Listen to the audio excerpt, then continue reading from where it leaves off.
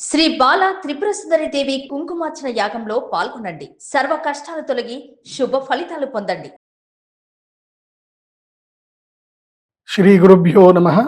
శ్రీమాత్రే నమః. శ్రీ కళ్యాణ గుణావహం రిపుహరం దుస్వప్న దోషాపహం గంగా స్నాన విశేష పుణ్య ఫలదం గోదాన తుల్యం నృణాం ఆయుర్వృద్ధిదముత్తమం శుభకరం సంతాన సౌభాగ్యదం నానా కర్మసు సాధనం సముచితం పంచాంగమాకర్ణ్యతాం సందర్శనం వితనుతే పితృదేవ నృణాం మాసాబ్దవాసరదళైరథవోర్ధ్వగం యత్ సవ్యం క్వచిదుపైత్యపసవ్యమేకం జ్యోతిఃపరం దిశతు వత్స్వమితాం శ్రియం నః.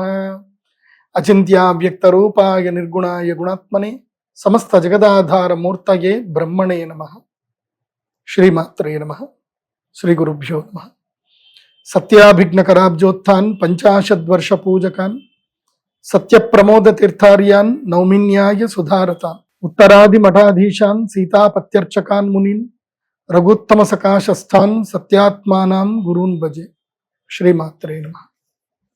సమస్త హైందవ జాతికి, భారతీయులందరికీ, ముఖ్యంగా నా ప్రియమైనటువంటి తెలుగు ప్రజలందరికీ కూడా శ్రీ పరాభవ నామ సంవత్సర ఉగాది శుభాకాంక్షలు. తిథేశ్చ శ్రియమాప్నోతి వారాత్ ఆయుష్యవర్ధనం నక్షత్రాత్ హరతే పాపం యోగాద్ రోగ నివారణం కరణాత్ కార్యసిద్ధి స్యాత్ పంచాంగ ఫలముత్తమం. మనము ప్రతిరోజు పంచాంగం వినాలి. అందులోనూ ముఖ్యంగా ఉగాది రోజున పంచాంగ శ్రవణము తప్పకుండా వినాల్సిందే. ఉగాది రోజున చేయవలసింది తైలాభ్యంగనము. తైలముతో చక్కగా ఒంటికంతా తైలం పూసుకొని చక్కగా స్నానం చేసి సూర్య నమస్కారాలు చేసి తల్లిదండ్రులకు నమస్కారం చేసి నూతన వస్త్రాలు ధరించి, అదేవిధంగా షడ్రుచులు తీపి, చేదు, ఒగరు, కారము ఇవన్నీ కలిపి ఏదైతే ఉంటుందో ఉగాది పచ్చడి, ఉగాది పచ్చడిని ఈరోజు అందరూ సేవించాలి. అది భగవంతుడికి నైవేద్యం పెట్టి. అదేవిధంగా తల్లిదండ్రులకు నమస్కారం చేయాలి, గురువులకు నమస్కారం చేయాలి. ఈరోజు తప్పకుండా అందరూ కూడా పంచాంగ శ్రవణం చేయాలి. ఇక కాలము పరిగెడుతుంది, ఆధునిక కాలము, టెక్నాలజీ పెరిగిపోయింది. మాకు కూడా ప్రెషర్స్ బాగా పెరిగిపోయాయి. ఒకప్పుడు ఉగాది పంచాంగ శ్రవణం అంటే ఆ ఊరిలో ఉండేటువంటి పురోహితుడు, ఆ ఊరికి సంబంధించిన జ్యోతిష్య పండితుడు, ఆ రాజ్యానికి సంబంధించి రాజుగారి దగ్గర ఉండేటువంటి ప్రధాన జ్యోతిష్య పండితులు ఉగాది రోజు ఆస్థానానికి వెళ్ళి పంచాంగ శ్రవణం చెప్పేటువంటి వాళ్ళు. ప్రజలందరూ కూడా పెన్ను పేపర్లు తెచ్చుకొని అందరూ కూడా నోట్ చేసుకునే వాళ్ళు. ఈ సంవత్సరం ఏ పంటలు వేయాలి, కార్తెలు ఎప్పుడు వస్తాయి, ఏ కార్తెలు ఏ పంటలు వేయాలి, ఈసారి వర్షాలు ఎక్కువ పడతాయా పడవా, ఏ పంటలు వేయాలి ఏ పంటలు వేయకూడదు, ఇలా అందరూ రాసుకొని ఆ సంవత్సరానికి సరిపడా ఎలా ఉంది అనే దాని మీద నిర్ణయం తీసుకొని ఆ సంవత్సరం ఏ పనులు చేయాలి ఏ పనులు చేయకూడదని నిర్ణయించుకునేవాడు. మరి ఇప్పుడేమో టెక్నాలజీ పెరిగిపోయింది. ముందుగానే అందరికీ రాశి ఫలాలు చెప్పే పరిస్థితి ఇప్పుడు వచ్చింది. కాబట్టి ఒకవేళ అందరూ కూడా ఉగాదికి ముందు ఈ రాశి ఫలాలు విన్నా కానీ మళ్ళీ ఉగాది రోజు కూడా మళ్ళీ రాశి ఫలాలు శాస్త్రరీత్యా వినాలి. కాబట్టి ఉగాది రోజు అందరూ తప్పకుండా ఈ రాశి ఫలితాల్ని మళ్ళీ వినండి. తప్పకుండా అందరూ ఒక పెన్ను పేపర్ పెట్టుకోండి. నేను చెప్పేటువంటి విషయాలన్నీ కూడా నోట్ చేసుకోండి. క్యాలెండర్లో డేట్తో సహా చాలా విషయాలు చెప్తాను, అవన్నీ కూడా నోట్ చేసుకోండి. ఈ సంవత్సరం ఎలా ఉండబోతుందో అన్ని విషయాలు చెప్తాను, జాగ్రత్తగా అందరూ కూడా నోట్ చేసుకోండి. ఉగాది పంచాంగ శ్రవణం చెప్పే ముందు మొట్టమొదటిగా దీనికి ఉగాది అని పేరు ఎందుకు వచ్చింది అని చెప్పానంటే, మన తెలుగులో మనం అందరం కూడా ఉగాది అని అంటాము, కానీ వాస్తవంగా దీని పేరు యుగ ఆది. యుగమునకు ఆది అంటే యుగాలన్నీ మొదలయ్యేది ఈ రోజుతో మొదలవుతాయి. కాబట్టి మీనరాశిలో సూర్యగ్రహం ఉంటాడు, అదేవిధంగా అశ్విని నక్షత్రంలో చంద్రుడు ప్రారంభం చేయనప్పుడు అది చైత్రమాసం నుంచి ప్రారంభమవుతుంది.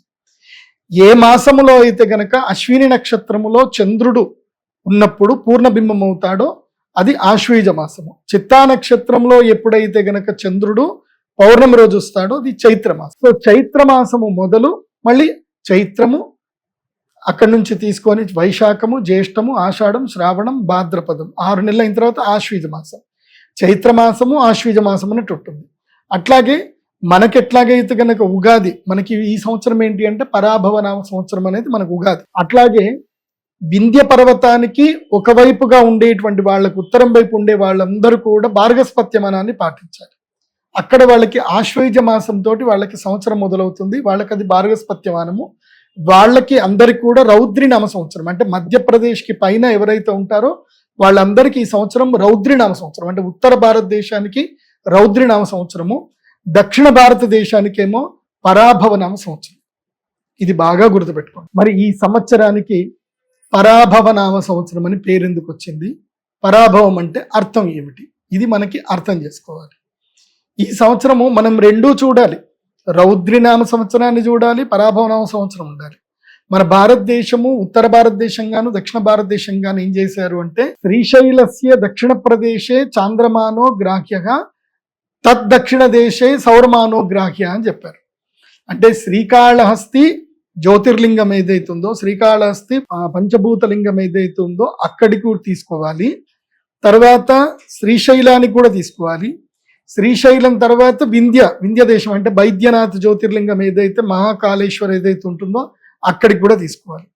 మహాకాళేశ్వరుడికి ఉత్తరం వైపు ఉన్నటువంటి యొక్క ప్రదేశం అంతా కూడా భార్గస్పాత్యమానం. అలాగే మహాకాళేశ్వరుడికి, శ్రీశైలానికి, అదేవిధంగా శ్రీకాళహస్తి వరకు ఉన్న మధ్యప్రదేశం ఏదైతే ఉందో ఇక్కడంతా కూడా చాంద్రమానం.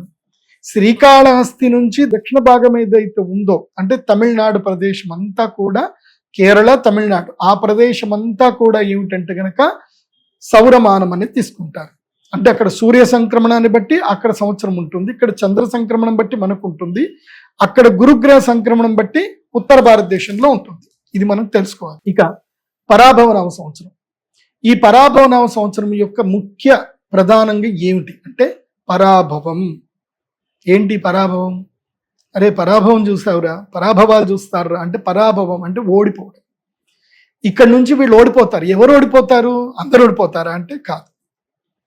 ఎవరైతే గనక మదగర్వముతో దర్పముతో ఉంటారో, ఎవరైతే ప్రజలని ఇబ్బంది పెట్టాలని చూస్తారో, ఎవరైతే దేశ వినాశనాన్ని కోరుకుంటారో, ఎవరైతే ప్రజా వినాశనాన్ని కోరుకుంటారో, ఎవరైతే స్వార్థ చిత్తముతో ఉంటారో, ఎవరైతే కుళ్ళు రాజకీయాల్ని పెంపొందింపజేస్తారో, స్వార్థం గురించి మనుషుల్ని వాడుకుంటారో, స్వార్థం గురించి దేవుళ్ళని అడ్డంగా పెట్టుకొని మనుషుల్ని తమ బానిసలుగా మార్చుకుంటారో అలాంటి వాళ్లకు ఇది పరాభవం. చెడ్డ వాళ్లకు పరాభవం, మంచి వాళ్ళకి విజయ్. అర్థమవుతుంది కదా? అందుకే ఈ సంవత్సరం రెండు రకాలుగా ఉంది, రౌద్రి, పరాభవం. అంటే ఎవరైతే గనక మదగర్వంతో ఉంటారో చెడ్డ వాళ్ళందరికీ పరాభవము ఈ సంవత్సరం తప్పకుండా జరుగుతుంది. కాబట్టి మంచి వాళ్ళందరూ సంతోషంగా ఉండండి, మీకేం కాదు. చెడ్డ వాళ్ళందరూ కూడా ఇక మీకు శిక్ష పడే సమయం వచ్చింది, పరాభవం వచ్చే సమయం వచ్చింది అనేది గుర్తుపెట్టుకోండి. ఈ సంవత్సరము జడ్జిమెంట్ ఇయర్. ఎవరెవరైతే తప్పులు చేస్తారు, ఎవరెవరైతే ద్రోహాలు చేస్తారు, మోసాలు చేస్తారు, తప్పులు చేసి డబ్బులు విపరీతంగా సంపాదించి నేనే గొప్ప అని ఎవడైతే ఉంటాడో, ఎవరైతే ప్రజలని హింసిస్తాడో, ఎవరైతే స్త్రీలని, శిశువులని అందరిని హింసిస్తారో వాళ్ళందరూ కూడా దుఃఖపడేటువంటి సంవత్సరము పరాభవనామ సంవత్సరం. ఇక రౌద్రినామ సంవత్సరం యొక్క లక్షణం ఏంది అని అంటే, రౌద్రం అంటే ప్రజలు ఆక్రందనలు చేస్తారు, ఆక్రోశాలకు వెళతారు, కోపాలకు వెళతారు, గొడవలు జరుగుతాయి, మత కల్లోలాలు జరుగుతాయి. ఇవన్నీ కూడా ఎక్కడ జరుగుతాయి? మహాకాళేశ్వరుడికి ఉత్తరం వైపు గంతే జరుగుతుంది. అంటే బెంగాల్ కానీ, బీహార్ కానీ, అదేవిధంగా హర్యానా కానీ ఈ రాష్ట్రాలలో ఇక్కడ మత కల్లోలాలు ఎక్కువగా జరిగేటువంటి అవకాశం ఉంటుంది. ముఖ్యంగా మధ్యప్రదేశ్లోను, అదేవిధంగా ఉత్తరప్రదేశ్లోను కూడా మత ఛాందసవాదులు ఎక్కువ అవుతారు. వాళ్ళు చేసేటువంటి విచ్చలవిడితనాలకు సామాన్యులు కూడా బలయ్యే అవకాశం ఉంటుంది. ఈ సంవత్సరము కొన్ని రాష్ట్రాల్లో, ముఖ్యంగా వెస్ట్ బెంగాల్లో కానీ అక్కడ రాష్ట్రపతి పరిపాలన వచ్చేటువంటి అవకాశం ఉంటుంది. అదేవిధంగా ఈశాన్య రాష్ట్రాల్లో కూడా మళ్ళీ పూర్తిగా రాష్ట్రపతి పరిపాలన పెరిగేటువంటి అవకాశం ఉంటుంది. కశ్మీర్లోనూ మళ్ళీ రాష్ట్రపతి పరిపాలన కూడా వచ్చే అవకాశాలు ఈ సంవత్సరం మెరుగ్గా కనిపిస్తున్నాయి. అది కూడా సెప్టెంబర్ మాసంలో ఎక్కువగా ఉంటున్నాయి, భాద్రపద మాసంలో ఎక్కువగా కనబడే అవకాశాలు ఉన్నాయి. ఇక ఈ సంవత్సరము నవనాయకుల ఫలితాలు ఎలా ఉన్నాయి? మరి ఈ సంవత్సరం మరి నవనాయకుల ఫలితాలు ఎలా ఉన్నాయో అడిగారుగా, తెలుసుకుందాం. ముందుగా పరాభవనామ సంవత్సరం. ఇప్పుడు కలియుగము గడిచి ఎన్ని సంవత్సరాలు జరిగిందనంటే 5127 సంవత్సరాలు అయ్యింది. కలియుగం యొక్క మొత్తం ఎన్ని సంవత్సరాలు కలియుగం అంటే 42,000 సంవత్సరాలు కలియుగం ఉంటుంది. అందులోపల 5120 సంవత్సరాలు అయిపోయానంటే కలియుగంలో కేవలము 1.5% లోపలనే కలియుగం అయిపోయింది. ఇక అంటే సంధికాలం అయిపోయింది. వాస్తవమైన కలియుగం ప్రారంభమయ్యేది ఇప్పటి నుంచి ఎలా ఉంటుంది అని అంటే నీళ్ల కోసం కష్టాలు ప్రారంభమవుతాయి. జాగ్రత్తగా వినండి, నీళ్ల కోసం కష్టాలు ప్రారంభమవుతాయి. మీరు ఇప్పటి వరకు లీటర్ నీళ్లు 20 రూపాయలు పెట్టి కొనుక్కుంటున్నారుగా, ఇకపై 25 రూపాయలు అవుతుంది, తర్వాత 30 రూపాయలు అవుతుంది. రస పదార్థాలన్నీ కూడా, జల పదార్థాలన్నీ కూడా ధరలు పెరిగిపోతాయి. ఆయిల్ ధరలు పెరిగిపోతాయి, గ్యాసుల ధరలు పెరిగిపోతాయి. సో ఇక్కడి నుంచి వస్తువుల యొక్క ధరలు పెరుగుతాయి. కాబట్టి మీ యొక్క ఇన్కమ్ కూడా పెంచుకునే ప్రయత్నాలు చేయాలి. చెప్తాను, ఇంకా నవనాయకుల ఫలితాలు చెప్పినప్పుడు చాలా విషయాలు చెప్తాను. ఇప్పుడు ఎందుకు ఈ విషయం చెప్తున్నాను అంటే ఇది కలికాలము యొక్క వాస్తవమైన సిచ్యువేషన్స్ ప్రారంభమవడం మొదలవుతుంది. ఇప్పటి నుంచి మొదలవుతుంది. ప్రజల్లో దైవం పట్ల భయం ఎక్కువగా పెరుగుతుంది, దైవం పట్ల సానుకూలత పెరుగుతుంది, భయం ఎక్కువ అవుతుంది, పాపభీతి పెరుగుతుంది. కాబట్టి ఎక్కువగా దేవాలయాలకు వెళతారు, దేవుళ్ళని శరణాగతి వెళతారు, యజ్ఞ యాగాదులు ఎక్కువగా జరుగుతాయి. ఈ సంవత్సరము బాగుంది. ఈ సంవత్సరము రాజాది నవనాయకుల యొక్క ఫలితాలు చూద్దాము. దానికన్నా ముందు ఈ సంవత్సరం ఎలా ఉంటుంది, పరాభవనామ సంవత్సరం యొక్క పేరుతోటి ఏముంటుంది అని చెప్పారు. పార్థివైర్ మండలీకైశ్చ సామంతైర్ దండనాయకై పీడ్యంతే వై ప్రజా సర్వాః క్షుధార్థాశ్చ పరాభవే. పరాభవనామ సంవత్సరం ఎలా ఉంటుంది అనేది మనకి ఈ సంవత్సరం మొదల్లోనే తెలుస్తుందండి. ఏమని చెప్తున్నారు? పార్థివైర్ మండలీకైశ్చ సామంతైర్ దండనాయకై పీడ్యంతే ప్రజా పీడ్యంతే, ప్రజలు పీడింపబడతారు. సామంత రాజుల చేత కానీ, అదేవిధంగా దేశాలు కొట్లాడుకునే దానితోటి కానీ ప్రజలు విపరీతమైనటువంటి దుఃఖం పడతారు. ఇది వాస్తవమే. పరాభవనామ సంవత్సరం మొదలయ్యింది. ఈరోజు పరాభవనామ సంవత్సరానికి దాదాపుగా 35వ రోజు 30వ రోజు అవుతుంది. సో పరాభవనామ సంవత్సరం మొదలై మనకి చంద్రగ్రహణము సూర్యగ్రహణం వచ్చింది. చంద్రగ్రహణం ఏ రోజైతే ఏర్పడిందో అదే రోజు యుద్ధం ప్రారంభమైంది. ఏది? ఇరాను, ఇజ్రాయిల్, అదేవిధంగా అమెరికా యుద్ధం ప్రారంభమైంది. ఇది మామూలు యుద్ధం అయితే కాదు, ఇది చాలా పెద్ద యుద్ధము. ఇది ప్రపంచ యుద్ధానికి దారి తీసేటువంటి యుద్ధము. ఇది జరుగుతుంది కూడా. ఇది ఒక ఆర్థిక సంక్షోభానికి ప్రజల్ని ముందుకు తీసుకెళ్తుంది. ఆర్థిక సంక్షోభం లోపలికి ప్రజలందరినీ నెడుతుంది. ఎక్కడో అక్కడ యుద్ధం జరిగింది, మనకేం జరగదు అని మాత్రం అనుకోవద్దు. దీనివల్ల ఏం జరుగుతుంది అని అంటే విపరీతమైనటువంటి సంక్షోభం ఏర్పడుతుంది. ముఖ్యంగా ప్రజల్లో నీటి ఎద్దడి ఏర్పడుతుంది. ఇప్పుడు మనం ఇరాన్ కానీ ఇరాక్ తీసుకున్నాం, సౌదీ అరేబియా, బెహ్రాను, తర్వాత ఇంకా అరబ్ కంట్రీ, ఎడారి దేశం అని అంటారు. ఎడారి దేశంలో నీళ్లు లేవు, వాళ్ళు సముద్రం నీళ్ళని మార్చుకొని వాళ్ళు మంచినీళ్ళ కింద మార్చుకుంటున్నారు. కాబట్టి ఇప్పుడు దాని మీద కూడా దాడి జరుగుతుంది. క్షుధార్త, ఆకలి బాధతో ప్రజలు అల్లకల్లోలము ఉంటుంది, విలవిల్లాడుతూ ఉంటారు. ఎందుకోసమంటే మన భారతదేశం నుంచి కానీ వేరే దేశాల నుంచి అక్కడికి షిప్పులు వెళితే తప్ప అక్కడ న్యాచురల్ రిసోర్స్ అయినటువంటి ఆహారం, వాళ్ళకి న్యాచురల్ రిసోర్స్ లేదు. ఆహారం షిప్లో నుంచే వెళ్ళాలి. శని ఎక్కడున్నాడు అంటే మీనరాశిలో ఉన్నాడు. జలక్షేత్రంలో మీనము అంటే ఏంటి? చేపలు. చేపలు ఎక్కడ ఉంటాయి? నీళ్లలో ఉంటాయి. అది ఏ రాశి అని అంటే మీనరాశి. మీనరాశిలో ఎవరున్నారు? శనిగ్రహం ఉన్నాడు. కాబట్టి సముద్ర సంక్షోభం ఏర్పడుతుంది, సముద్రపు దొంగలు పెరుగుతారు. సో నౌకలన్నీ సముద్రంలో మునిగిపోతాయి, నౌకా యుద్ధం జరుగుతుంది. దీనితోటి అరబ్ కంట్రీస్లో పూర్తిగా సంక్షోభం ఏర్పడుతుంది. సంక్షోభం ఏర్పడి ఆహార ధాన్యాలు దొరకవు, తిండి దొరకదు, నీళ్లు దొరకవు. అలాంటి పరిస్థితులు ఈ సంవత్సరం ఎక్కువగా ఏర్పడే అవకాశాలు కనిపిస్తున్నాయి. మనం భారతీయులం, మనం అంత అదృష్టవంతులమే. ఇది మళ్ళీ ఏం చెప్తున్నారు? మన భారతదేశానికి చూస్తే దీని లెక్క ప్రకారం మన దాంట్లో కనుక చూస్తే గనక భారతదేశంలో ప్రజలందరూ కూడా రోగ పీడితులు ఎక్కువగా అవుతారు. ముఖ్యంగా ఒక మహమ్మారి ఉంది, డయాబెటీస్ అనే ఒక మహమ్మారి ఉంది. అది 10 మందిలో 8 మందికి తగులుతుంది. సో దాని యొక్క మహమ్మారికి అందరు కూడా లోనవుతూనే ఉంటారు. ఆహార పదార్థాలు విచారణ ప్రజల్లో మార్పు తీసుకురావాలి. అందుకే ఈ సంవత్సరము అపరధాన్యములైనటువంటి చామలు, కొర్రలు ఇవన్నీ కూడా బాగా పండుతాయి. నేను ఈ సంవత్సరం రైతులందరికీ కూడా చెప్పేది ఏమిటంటే, కొన్ని విషయాలు కూడా చెప్తాను, కానీ ఇప్పుడు ఈ సంవత్సరానికి సంబంధించిన శ్లోకం ద్వారా మీకు చెప్పేది ఏంటంటే, రైతులు ఈజీ మెథడ్లో పంటలు పండించడానికి చూడకండి. హైబ్రిడ్ విత్తనాల జోలికి వెళ్ళకండి. హైబ్రిడ్ విత్తనాలను దూరం పెట్టండి. ఎందుకోసమంటే అన్నం పెట్టేది మీరే అన్నం సరిగ్గా పెట్టకపోతే ప్రజలందరూ కూడా ఆరోగ్యం పాడు చేసుకుంటారు. ఆ ప్రజల్లో ఎవరు ఉండరు, మీ కుటుంబ సభ్యులు కూడా ఉంటారు. కాబట్టి రైతులందరూ కూడా దేశీ విత్తనాలు తీసుకోండి. నవారా, రత్నచోడి, అదేవిధంగా ఇంకా చాలా ఉన్నాయి, చిట్టి ముత్యాలు లాంటివి దేశవాళీ విత్తనాలు తీసుకొని పంటలు పండించండి, వాటిని వృద్ధి చేయండి అని చెప్తాను. హైబ్రిడ్ విత్తనాలు జోలికి వెళ్ళకండి, హైబ్రిడ్ వడ్ల జోలికి వెళ్ళకండి అని చెప్పి రైతులందరూ కూడా చెప్తున్నాను.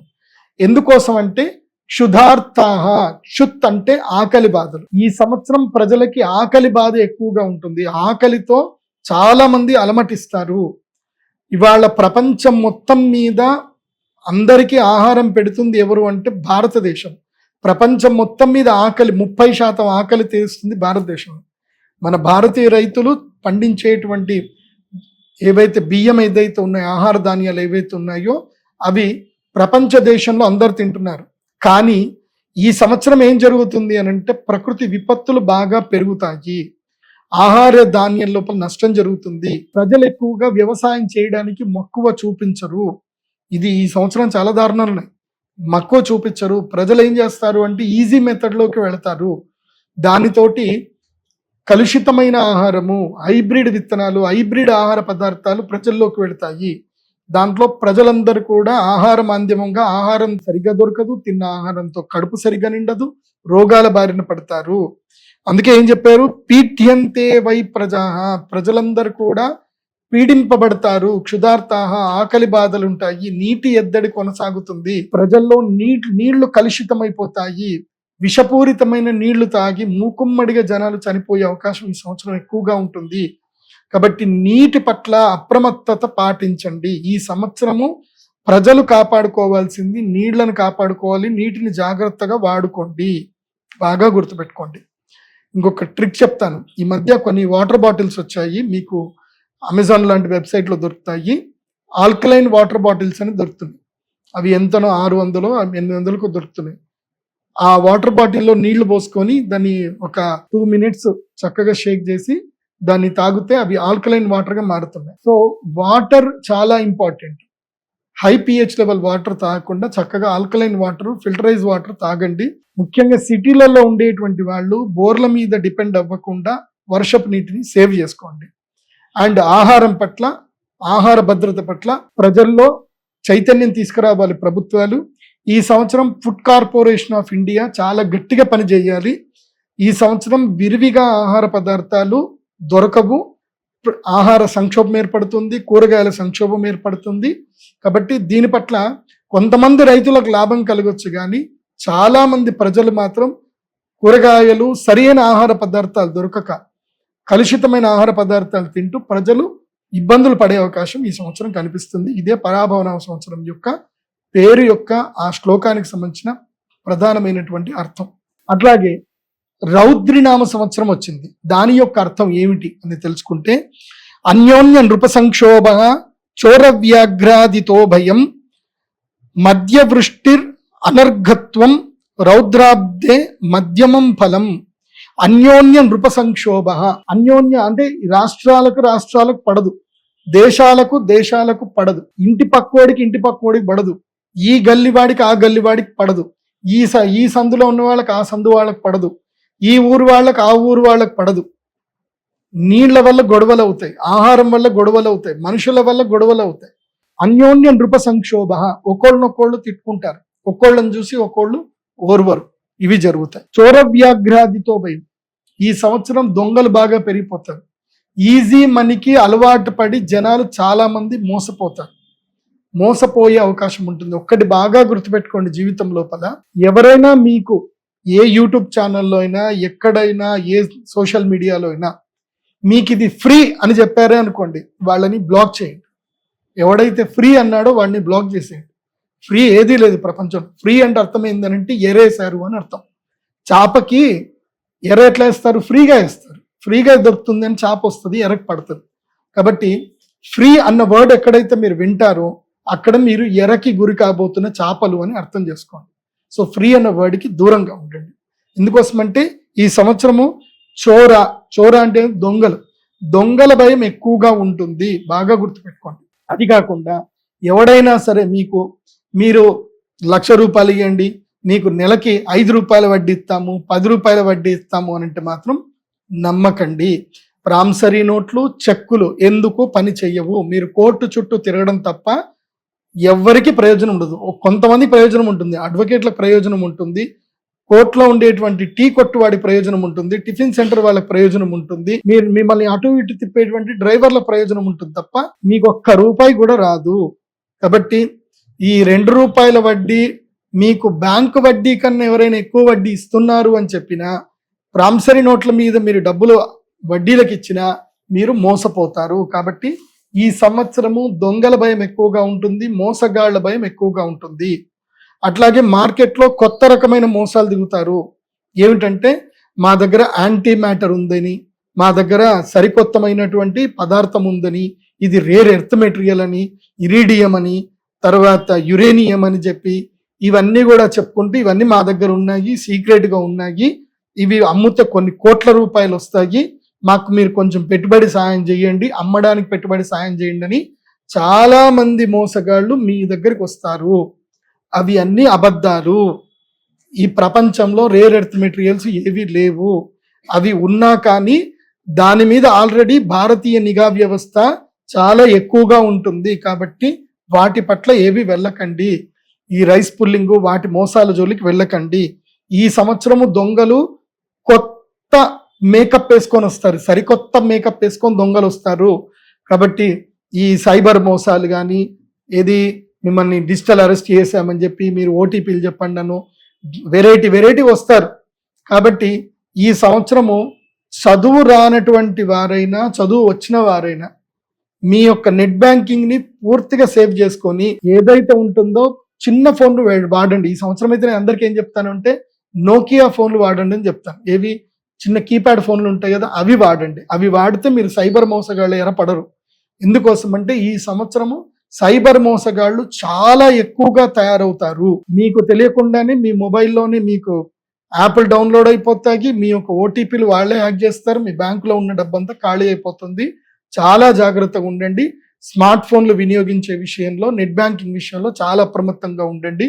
నేనైతే క్లియర్గా చెప్తాను, నెట్ బ్యాంకింగ్ ఏదైతే వాడుతున్నారో ఆ ఫోన్ని సపరేట్గా పెట్టండి. మీరు రెగ్యులర్గా వాడే ఫోన్ ఒకటి పెట్టుకోండి. రెగ్యులర్గా మీరు వాడే అకౌంట్ ఏదైతుందో దాంట్లో కొంచెమే బ్యాలెన్స్ ఉంచుకోండి, ఎక్కువ బ్యాలెన్స్ ఉంచుకోకండి. మీ ఎక్కువ మొత్తం డబ్బున్న వాటికి నెట్ బ్యాంకింగ్ ఫెసిలిటీస్ తీసేసుకోండి. మీరు డైరెక్ట్గా బ్యాంకులో వెళ్ళి మీరు చెక్ సంతకం పెట్టి ఆర్టీజీఎస్ చేస్తే తప్ప వెళ్లకుండా అలాంటి బ్యాంక్ అకౌంట్ ఒకటి పెట్టుకొని దాంట్లో ఎక్కువ మొత్తం డబ్బులు పెట్టుకోండి, సేఫ్గా ఉంటారు. లేదంటే ఉన్న డబ్బంతా కూడా ఖాళీ అయిపోతుంది. చాలా జాగ్రత్తగా ఉండండి. ఇక వ్యాఘ్ర భయం అని కూడా ఉంది. చిరుత పులులు, అదేవిధంగా పులులు ఊర్లోకి వస్తాయి. ఎందుకోసం అంటే మనం అడవులన్నింటినీ మనం తినేస్తున్నాం కదా, పోడు భూములు అని చెప్పి. మనం అడవులు మొత్తం తిన్నాక పులులకి, చిరుత పులులకు ఉండడానికి ప్రదేశం ఎక్కడ ఉంది? కాబట్టి క్రూర మృగాలు ఊరి లోపలికి వస్తాయి. దీనివల్ల ప్రజలకి చాలా ఇబ్బందులు జరుగుతాయి. నేను అటవీ శాఖ అధికారులకు చెప్పేది ఏంటంటే, మీరు అడవిలో పులులకి తగ్గట్టుగా ఆహారం ఉండేటట్టుగా ఇంకా ఏమైనా జంతువుల్ని పెంచండి. ఇంకా జింకల్ని ఎక్కువగా పెంచండి, వాటికి ఆహారం రావాలి కదా. నాకు ఎందుకో డౌట్ వస్తుంది, అడవిలో మేకల్ని ఎందుకు పెంచరు, గొర్రెల్ని ఎందుకు పెంచరు అటవీ శాఖ వాళ్ళని? అవి పెంచితే పిల్లలు హాయిగా తినేసి వాటి జోలికి, మన మనుషుల జోలికి రావు కదా. సో అది ఏమన్నా ఉంటే, ఐడియా ఉంటే ఫాలో చేయండి. మాకు ఆ రూల్స్ అయితే తెలియవు.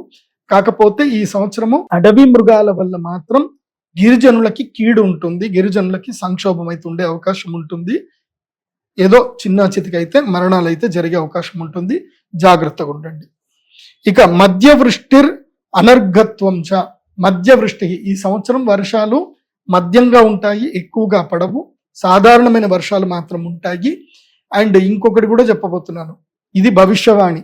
రాబోయే 3 సంవత్సరాలకి అంటే ఇంకో 2 సంవత్సరాల్లోనే శనిగ్రహము రోహిణి నక్షత్రంలో ప్రవేశిస్తాడు. శనిగ్రహము రోహిణి నక్షత్రంలో ప్రవేశించగానే సంక్షోభం ఏర్పడుతుంది. చుక్క నీరు దొరకడం కూడా కష్టమవుతుంది. నదులన్నీ ఎండిపోతాయి. మీరు కల్కి సినిమా చూశారు కదా, అది ఆయన డైరెక్టర్ ఏమి మామూలుగా స్క్రిప్ట్ రాయలే, కరెక్ట్ గా రాశాడు. గంగ ఎండిపోతుంది, ఆఖరికి చుక్క నీరు కూడా పడనప్పుడు, గంగ ఎండిపోయినప్పుడు నేను పుడతాను అని చెప్పేసి అని కల్కి వస్తాడు అని చెప్పి అయితే చెప్పారు, అది వాస్తవమే. సో నీరు ఎండిపోతుంది, నదీ జలాలు కలుషితం అవుతాయి.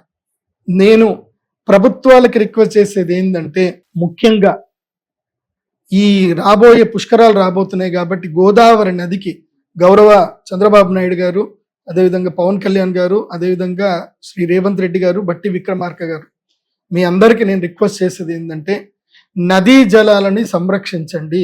నదుల పక్కన చక్కగా చెట్లు పెట్టించండి. ఘాట్ల దగ్గర కలుషితం కాకుండా గాడ్లని పెట్టించండి. ఎందుకోసమంటే ఈ సంవత్సరము నీటిలో పడి చనిపోయే వాళ్ళు ఎక్కువగా ఉంటారు. అదేవిధంగా నీరు కలుషితం చేసే దుర్మార్గులు కూడా ఎక్కువగా ఉంటారు. కాబట్టి ముఖ్యంగా వాటర్ సప్లై బోర్డ్స్ దగ్గర కూడా సెక్యూరిటీని పెంచండి అని చెప్తున్నాను. అదేవిధంగా రైతులందరూ కూడా చెప్పేది ఏంటంటే, ఖర్చైనా పర్వాలేదు మోట బావులు తవ్వుకోండి. మీ యొక్క బోర్ పాయింట్స్ ఏవైతే ఉన్నాయో అవి రీఛార్జ్ అయ్యేటట్టుగా ప్లాన్ చేసుకోండి. ఎందుకోసమంటే ఏ నీటి ద్వారా అయితే మీరు పొలాలు చక్కగా పండించుకుంటున్నారో రేపు ఆ నీరు దొరకకుండా ఉంటే మీకు ఆ సంపాదన కూడా పోతుంది. కాబట్టి ఇప్పుడే మీ యొక్క బోర్లు అవన్నీ కూడా రీఛార్జ్ చేసుకోండి. నీటిని కాపాడుకునే ప్రయత్నం చేయండి. రాబోయే 2 సంవత్సరాల తర్వాత భయంకరమైన నీటి సంక్షోభం రాబోతుంది. ఇప్పుడే మీరు మెలకు ఉంటేనే మీరు నీటిని కాపాడుకునే ప్రయత్నం చేసుకోండి. సిటీలలో కూడా నేను గౌరవ ముఖ్యమంత్రులందరూ కూడా చెప్పేది ఏంటంటే, సిటీ లోపల ఒక జీవో పాస్ చేయండి. అపార్ట్మెంట్లలో పడే వర్షపు నీళ్ళన్ని కూడా ఒక్కొక్క ఫ్లాట్ 5,000 లీటర్ల నీళ్లు సేవ్ చేసుకోవాలని ఒక జీవో పాస్ చేయండి. ప్రతి ఒక్క ఫ్లాట్ ఓనరు 5,000 వర్షపు నీళ్ళని స్టోర్ చేసేది జీవం మీరు పాస్ చేసుకోండి. మీరు 20 ఫ్లాట్లు ఉన్నాయనుకోండి, 5,000 ఇంటూ 20 లీటర్లు సేవ్ చేసుకోవాలి. కింద వాటర్ ట్యాంకులు పెట్టుకోండి, మళ్ళీ పైకి తెచ్చుకుంటారో ఏదైనా చేయండి.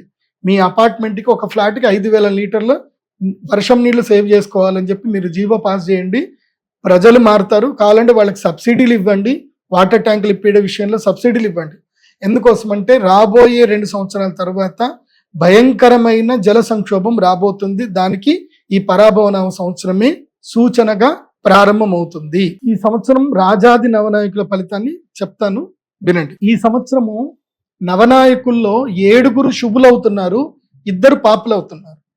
కాబట్టి పరిణామాలు బాగా జరుగుతాయి. శుభాలు ఉన్నాయి కాబట్టి పరిణామాలు జరుగుతాయి. కానీ ఒకటి మనం అర్థం చేసుకోవాలి, ఈ కలికాలంలో మనం ఒక్కసారి గుండె మీద చేసుకొని చూద్దాము. మనం చూస్తున్న వాళ్ళలో మంచి వాళ్ళు ఎంతమంది, చెడ్డవాళ్ళు ఎంతమంది, నిజాయితీగా ఉన్నది ఉన్నట్టుగా మనసులో ఉన్నది ఉన్నట్టుగా ప్రవర్తించే వాళ్ళు ఎంతమంది, లోపల కల్మషం పెట్టుకుంటూ ఉన్న వాళ్ళు ఎంతమంది చూస్తే మనకు తెలిసిపోతుంది.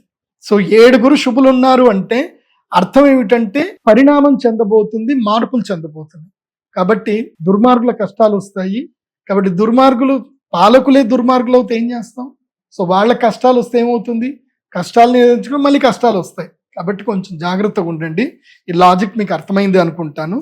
ఈ సంవత్సరం గురుడు రాజు అవుతున్నాడు కాబట్టి గురుగ్రహం రాజు అవుతే న్యాయవర్తిత్వం జరుగుతుంది. న్యాయస్థానాలు చాలా గట్టిగా పనిచేస్తాయి. అన్యాయం జరిగిన వంటి వాళ్ళకి న్యాయం తప్పకుండా లభిస్తుంది. ఈ సంవత్సరము గురుగ్రహం ఉండడం వలన ప్రజలందరూ ఆనందంగా ఉంటారు. వర్షాలు బాగా పడతాయి, ఆహారం బాగా దొరుకుతుంది. కాకపోతే విషయం ఏంటంటే, మంత్రి ఎవరయ్యారు అంటే గనక కుజగ్రహం మంత్రి అయ్యాడు. భౌమహా మంత్రి, దేశానికి ఉద్యోగాధిపతి కుజుడే అయ్యాడు. కాబట్టి కుజుడు ఉద్యోగాధిపతి అయ్యాడు, అశ్వాధిపుడు అయ్యాడు. కాబట్టి ఏమవుతుందంటే యుద్ధ భయం ఉంటుంది. సస్యాధిప దేవాదయ అధిప, సస్యాధిప అంటే చక్కగా సస్యములు పెంచే విషయంలో కానీ, దేవాదయ అంటే దేవతలకు సంబంధించిన అధిపతి కానీ, దేవాలయాలకు అధిపతి కానీ ఈ సంవత్సరం గురువు అయ్యాడు. కాబట్టి ఈ సంవత్సరం ప్రజలు ఎక్కువగా భక్తి విశ్వాసాల పట్ల అప్రమత్తత చూపిస్తారు. ఎక్కువగా దేవాలయాలు ఎక్కువగా వెళతారు ప్రజలు. హుండీలలో మాత్రం డబ్బులు వేయకండి ప్రజలు. ఎందుకోసమంటే ఎండోమెంట్ పరిధిలో ఉన్న దేవాలయాల్లో డబ్బులు వేయకండి, హుండీలో డబ్బులు వేయకండి. యజ్ఞ యాగాదులు కర్మలు చేయండి. ఎవరైతే గురువులు, ఎవరైతే స్వాములు, శృంగేరి పీఠము, కంచి పీఠము, అదేవిధంగా ద్వారకా పీఠము, ఉత్తరాది పీఠము, ఉడిపి పీఠాధిపతులు, ఇలాంటి మఠాలకు వెళ్ళండి. అక్కడ పీఠాధిపతులకు మీరు గుళ్ళో వేయాలనుకున్నదంతా కూడా అక్కడ ఇవ్వండి. ఎందుకోసం అంటే ధర్మాన్ని కాపాడుతుంది పీఠాధిపతులు. వాళ్ళు చెప్పడం వల్ల మాలాంటి శిష్యులను వాళ్ళు తయారు చేయడం వల్ల, మేము మీ అందరికీ చెప్పడం వల్ల దేవాలయాలందరికీ వెళుతున్నారు. కాబట్టి ఆ దేవాలయాల్లో మీరు వేశారనుకోండి, ఆ మీరు హుండీలో వేసిన డబ్బులు నిరర్థకంగా పోతున్నాయి. కాబట్టి హుండీలో డబ్బులు వేయకండి. మఠాలలో పీఠాధిపతుల దగ్గరికి వెళ్ళి అక్కడ డబ్బులు వేయండి. ఎందుకోసమంటే ఈ సంవత్సరం యజ్ఞయాగాది కర్మలు పెరుగుతాయి, ధర్మం వృద్ధి జరుగుతుంది, గోసంపద వృద్ధి జరుగుతుంది. ఎవరైతే గోవులను కాపాడుతున్నారో, ధర్మాన్ని కాపాడుతున్నారో వాళ్లతోటి మీరు అందరూ ఉండండి. ఇక సేనాధిపతి ఎవరవుతున్నారు అంటే ఇందుహు. ఈ సంవత్సరము చంద్రుడే అవుతున్నాడు, సేనాధిపతి కూడా చంద్రుడే అవుతున్నాడు. కాబట్టి ఈ సంవత్సరము బియ్యం ధరలు బాగా పెరుగుతాయి, దేశవాళీ బియ్యానికి ధరలు బాగా పెరుగుతాయి, బాగుంటుంది. సైన్యం కూడా గట్టిగానే పనిచేస్తారు. ఇక పరీక్షకుడు, గ్రామ నాయకుడు గురువు అవుతున్నారు. ఇది చాలా అద్భుతము. ఈ సంవత్సరం పరీక్షించేటువంటి వాడు అంటే ఎన్ఫోర్స్మెంట్ డైరెక్టర్ ఎవరైతే ఉంటారో ఆయన గురువు ఈ సంవత్సరం. సో అందరినీ ఎగ్జామినేషన్ చేస్తాడు. ఈ సంవత్సరము గ్రామ సర్పంచులు కానీ, గ్రామాధికారులు కానీ, గ్రామ వికాసం ఏర్పడుతుంది. గ్రామంలో ఉన్న ప్రజలందరూ కూడా ఐకమత్యంగా ఉంటారు. ఉండి తమ గ్రామం లోపల సహకార సంఘాలు పెట్టుకొని ప్రజలు డెవలప్ అవుతారు. ఈ సంవత్సరం నుంచి గ్రామాల్లో అవేర్నెస్ ఎక్కువగా పెరుగుతుంది, బాగుంటుంది ఈ సంవత్సరం. తర్వాత రసాధిపుడు, తర్వాత వస్త్రాధిపుడు శని అయ్యాడు. కాబట్టి నల్లని భూములు, నల్లటి పంటలు కానీ, నల్ల నువ్వులు కానీ, మిలుములు కానీ, నల్లటి ఆహార పదార్థాలన్నిటికీ మంచి ధరలు వస్తాయి. ఈ సంవత్సరం వస్త్రాలకు ధర విపరీతంగా పెరుగుతుంది. తర్వాత గ్రామ పాలకుడు, రత్నాధిపుడు ఇందు అవుతున్నాడు. ఇందుహు అంటే సూర్యుడు, గ్రామాధిపుడు సూర్యుడు అవుతున్నాడు. కాబట్టి ఇది కూడా చాలా మంచిదే. ప్రజలు బాగుంటారు, వాళ్ళందరూ కూడా కలిసికట్టుగా వాళ్ళ పనులు వాళ్ళు చేసుకుంటారు. ఈ సంవత్సరం మహిళా రాతులు ఎక్కువగా పెరుగుతారు, డ్వాక్రా సంఘాలు ఎక్కువగా పెరుగుతుంది. మహిళలందరూ కూడా కలిసి సొంతగా ఏవైతే కనుక పరిశ్రమలు పెట్టడం అనేది ఈ సంవత్సరం చాలా ఎక్కువగా ఉంటుంది. దానికి తెలుగు రాష్ట్రాల ప్రభుత్వాలు కూడా వాళ్ళకి సహకరిస్తే, బ్యాంకులు సహకరిస్తే ఇంకా మంచిది. తర్వాత ఈ సంవత్సరం వృక్షాలకు అధిపతి కూడా బుధుడు అవుతున్నాడు. కాబట్టి తుఫాన్లు ఎక్కువగా వచ్చేటువంటి అవకాశం ఉంటుంది. ముఖ్యంగా శ్రీకాకుళము, తూర్పుగోదావరి జిల్లా, విశాఖపట్నం, విజయనగరము ఈ ప్రాంతం లోపల తుఫాను ప్రభావాలు ఎక్కువగా పడేటువంటి అవకాశం ఉంటుంది. కాబట్టి ఈ సంవత్సరం తొందరగానే పంటలు వేసుకొని ఆశ్వేజ మాసం అంటే కార్తీక మాసం లోపలనే పంటలు కోసుకునే ప్రయత్నం చేయండి. తర్వాత పంటలన్నీ మునిగిపోయే అవకాశం ఉంటుంది. కాబట్టి జాగ్రత్తగా ఉండండి. అది నేను కోస్తా జిల్లాలకైతే ఇది చెప్పడం జరుగుతుంది. ఇక నీరసాధిప, ఈ సంవత్సరం కుంకుమ పువ్వు, కర్పూరం. నీరసాధిప ఎవరవుతున్నాడంటే గురుడు అవుతున్నాడు. కాబట్టి కుంకుమ పువ్వు ఈ మధ్య చాలా మంది ఇండ్లలోనే ఏసీలు పెట్టేసి కుంకుమ పువ్వు పెంచుతున్నారు. సుమన్ టీవీలో కూడా వీడియో చూశాను, బాగుంది. మీరు కూడా పని చేసుకోండి. కుంకుమ పువ్వు, అదేవిధంగా పుట్టగొడుగులు, ఇవి మీరు ఇళ్లలో పెంచుకోండి. ఈ సంవత్సరం చాలా డిమాండ్ ఉంది. అదేదో కొన్ని రకమైన పుట్టగొడుగులు అట కిలోకి 5 లక్షలట. అలాంటి ఏమైనా ఇంట్లో మీరు ఏసీలు పెంచుకొని కరెంటు బిల్లు సంవత్సరం మొత్తం మీద 1,00,000 రూపాయలైనా పర్వాలేదు.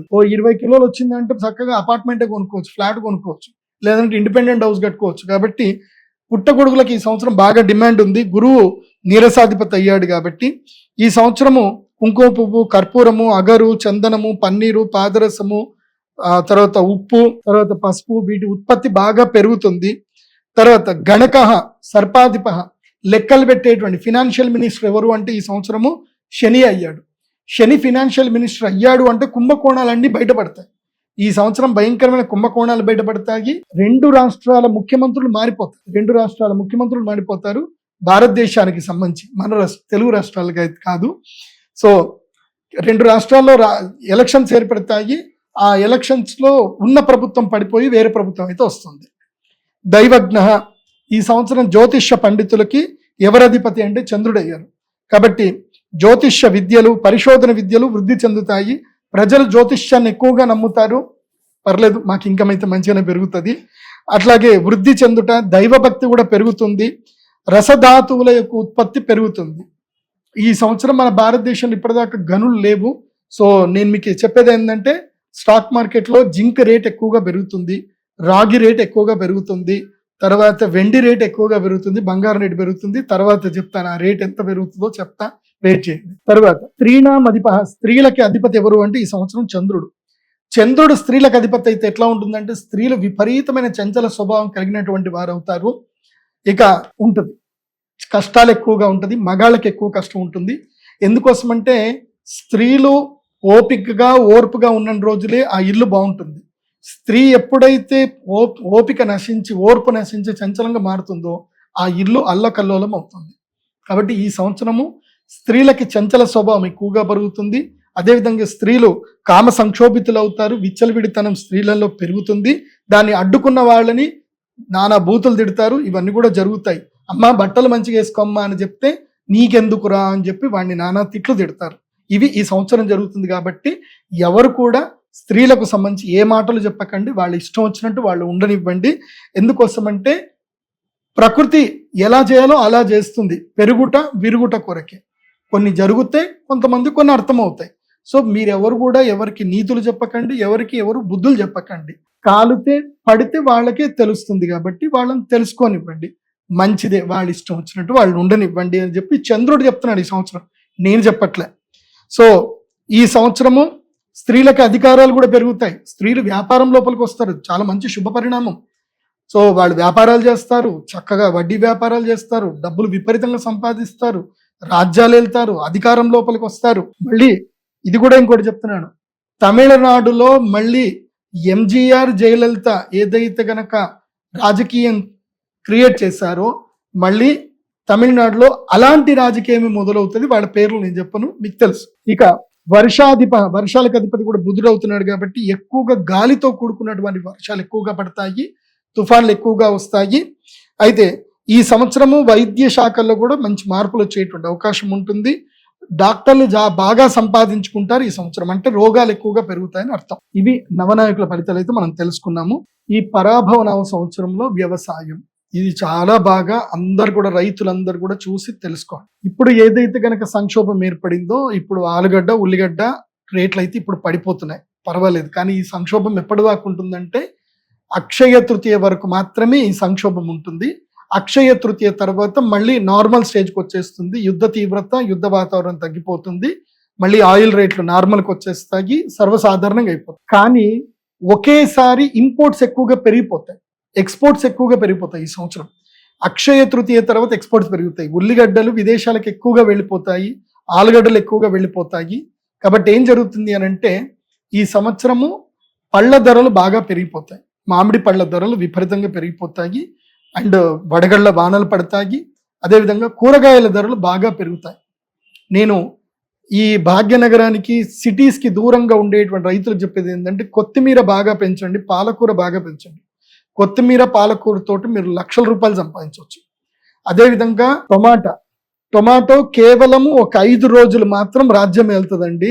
ఆ 5 రోజుల్లో టమాటా రేట్ ఇట్లా 100 రూపాయలకి రీచ్ అయిపోతుంది. 5-10 రోజులు అయితే కనుక టమాటా సంక్షోభం ఉంటుంది. అదేవిధంగా ఆలుగడ్డతో సంక్షోభం ఏర్పడుతుంది. తర్వాత ఉల్లిపాయలలో అందులోనూ తెల్ల ఉల్లిపాయలకైతే విపరీతమైన డిమాండ్ పెరుగుతుంది. సో ఈ సంవత్సరం ఉల్లిపాయ కన్నీరు పెట్టిస్తుంది. సో ఇవన్నీ జరుగుతాయి. రైతులకి కొంచెం లాభం అయితే కలుగుతుంది. కానీ సామాన్య ప్రజలకు, రిటైలర్స్ ఎవరైతే ఉంటారో కొనుక్కునేటువంటి ప్రజలకు మాత్రం అమ్మ ఉల్లిపాయ ధర పెరిగిపోయిందే అని బాధ అయితే కలుగుతుంది. కాబట్టి అక్షయ తృతీయ తర్వాత జూన్ జూలై నెలల్లో ఏదైనా ఒక 10 రోజులు మాత్రం ముఖ్యంగా టమాటా రైతులకు మాత్రం లాభం వచ్చే అవకాశం ఉంటుంది. కానీ అది కూడా చెప్తున్నాను, ఈ సంవత్సరము క్షుధార్త ప్రజలు ఆకలి బాధలు పడతారని ఉంది కాబట్టి ఇది విషయం చెప్తున్నాను. ఒకవేళ ధర సరిగ్గా లేకపోయినా, ఎందుకోసం అంటే కొంచెం దళారులు మోసం చేస్తారు. నిజంగా డిమాండ్ ఉంటుంది కానీ దళారుల మధ్యలో మోసం చేస్తారు. డిమాండ్ లేకుండా ఉండడానికి వాళ్ళు మీకు తక్కువ ధరకి ఇస్తారు. తక్కువ ధరకి రైతులు అమ్ముకోకండి. అంత అవసరం పడితే ఆ టమాటాలు కట్ చేసేసుకొని వాటి కొంచెం ఉప్పు జల్లేసి ఎండబెట్టి పొడి చేసుకొని అమ్ముకోండి. అది కూడా మంచి 300 రూపాయల కిలో పోతుంది. కంగారు పడొద్దు. ఉల్లిపాయల ధర అయితే పెరుగుతుంది, టమాటా ధర అయితే తప్పకుండా మిమ్మల్ని కింగ్ చేస్తుంది. ఈ సంవత్సరం రైతులకి మంచి లాభదాయకంగా ఉంటుంది. కూరగాయలు, పండ్లు, ముఖ్యంగా మునగకాయలు, మునగాకులు కానీ ఆకుకూరలు కానీ పండించే రైతులకు మంచి లాభం ఉంటుంది. అదేవిధంగా బ్రొకోలీ అని ఒక పంట ఉంటుంది, గోబీ లాంటిది, అది కూడా మంచి లాభదాయకం ఇస్తుంది. ఈ సంవత్సరం రైతులకైతే లాభంగా ఉంది. వరి విషయంలో మాత్రం బాయిల్డ్ రైస్ మాత్రం సేల్ చేయకండి. రైతులు సొంతగానే నవారా లేదా చిట్టి ముత్యాలు లేదా రత్నచౌడి, ఇక ఏవైనా దేశవాళీ రకానికి సంబంధించిన విత్తనాలను పెట్టి పండించే ప్రయత్నం చేయండి. రైతులకు ఇది చాలా మంచిది. నేను మళ్ళీ చెప్తున్నాను, అది 160 రూపాయల కేజీ అంటే 10,000 రూపాయలకు పైగా ఒక క్వింటాల్ వెళ్తుంది. నవారా, రత్నచౌడి అలాంటి బియ్యం పెట్టండి, మంచి జరుగుతుంది. అలాంటి వడ్లు పెట్టండి, బాగుంటుంది. పరాభవనం సంవత్సరంలో ఇక్కడ ఆల్రెడీ చెప్పారు ఏంటంటే రాజులు కొట్లాడుకుంటారు అని చెప్పారు. ఇక్కడ ఏం జరుగుతుంది అంటే సింపుల్ చెప్పాలి అంటే కెమెరాల ముందేమో అరుచుకుంటారు, కెమెరాల వెనుకేమో చక్కగా పార్టీలు చేసుకుంటారు. కాబట్టి సామాన్య ప్రజలు కార్యకర్తలు ఎలాంటి రియాక్ట్ అవ్వకండి, ప్రశాంతంగా తిన్నామా పడుకున్నామా తెల్లారిందా ఎవరు ఏదంటే జై అనండి, కానీ మీరు మాత్రం కొట్లాడుకోకండి. అది విషయం చెప్తున్నా. ఎందుకోసం అంటే వాళ్ళు కొట్లాడుకుంటున్నారని చెప్పి రాజులు ఎప్పుడు యుద్ధంలో దిగరు, సైనికులే యుద్ధంలో దిగుతారు. నష్టపోయేది సైనికులే, ఇది బాగా మీరు గుర్తుపెట్టుకోండి. అది కాకుండా ఇంకొక విషయం ఏమిటంటే గనక ఈ సంవత్సరము ముఖ్యమంత్రులు మారుతారు, ఉప ముఖ్యమంత్రులు ముఖ్యమంత్రులు అవుతారు. ముఖ్యమంత్రులు కొన్ని రోజుల కోసం అని చెప్పి వేరే పదవులకు వెళ్ళడమో, వేరే పనుల కోసం వెళ్ళడమో, లేదా ఆరోగ్యం బాగాలేకపోవడమో ఇలాంటివి కొన్ని జరుగుతాయి. అదేవిధంగా తమిళనాడు రాజకీయంలో మళ్ళీ పునరావృతం అవుతుంది. ఎంజీఆర్ జయలలిత ఎలాగైతే ఉన్నారో అలాగే కొత్తగా ఒక నటుడు ఒక నటీమణి వాళ్ళు ఎంజీఆర్ గారి వృత్తాంతంని మళ్ళీ వాళ్ళు రిపీట్ చేస్తారు. తమిళనాడులో మళ్ళీ అదే రాజకీయం మొదలవుతుంది. సో భవిష్యత్తులో తమిళ రాజకీయం లోపల మళ్ళీ ఒక స్త్రీ ముఖ్యమంత్రి కాబోతుంది. దానికి ఇప్పుడు సన్నాహాలు ప్రారంభమవుతాయి. కాకపోతే ఇంకొక 7 సంవత్సరాలు పడుతుంది. 7-8 సంవత్సరాలు 10 సంవత్సరాల తర్వాత ఆమెనే ముఖ్యమంత్రి అవుతుంది. సో ఆమె ఎవరో మీకు తొందరగా మీకు కూడా తెలుస్తుంది, చెప్తాను. అక్కడ ప్రారంభమైనప్పుడు చెప్తాను, ఇప్పుడే పేర్లు చెప్పడం వద్దు. కాబట్టి వాళ్ళు కూడా ముఖ్యమంత్రులు అయ్యే అవకాశం ఉంటుంది. మళ్ళీ తమిళనాడులో ఒక నటుడు మళ్ళీ ముఖ్యమంత్రి అయ్యే అవకాశాలు ఎక్కువగా ఉంటాయి. కానీ ఈ సంవత్సరం కాదు, ఈ ఎలక్షన్లో గెలవరు. కానీ వచ్చే ఎలక్షన్లో మాత్రం తప్పకుండా విజయ్ ముఖ్యమంత్రి అయ్యే అవకాశం అయితే ఉంటుంది. తలపతి విజయ్ ముఖ్యమంత్రి అవుతాడు, కానీ ఈ సంవత్సరం కాదు. ఎట్లాగైతే పవన్ కళ్యాణ్ గారికి ఎట్లాగైతే రాజకీయంగా కొన్ని ఒడిదుడుకులు ఎదురయ్యాయో అట్లాగే విజయ్ గారికి కూడా ఒడిదుడుకులు ఎదురవుతాయి. కానీ కనీసం ఒక లెవెల్లో ఒక 20-30 సీట్లు అయితే తప్పకుండా గెలుచుకుంటారు. ఆయన విజిల్ గుర్తు తప్పకుండా భవిష్యత్తులో విజిల్ బాగా గట్టిగా మోగుతుంది, ఇప్పుడైతే మోగదు. అది చూసుకోవాలి. ఇంకా చెప్పాలి అని అంటే రాజకీయం లోపల భారతీయ జనతా పార్టీలో కొన్ని చీలికలు వస్తాయి, సెంట్రల్లో నుంచి కొన్ని చీలికలు వస్తాయి, కొన్ని సంక్షోభాలు ఏర్పడతాయి. మళ్ళీ ఇంటర్నల్గా దాన్ని క్లారిఫై చేసుకుంటారు, క్యూర్ చేసుకుంటారు.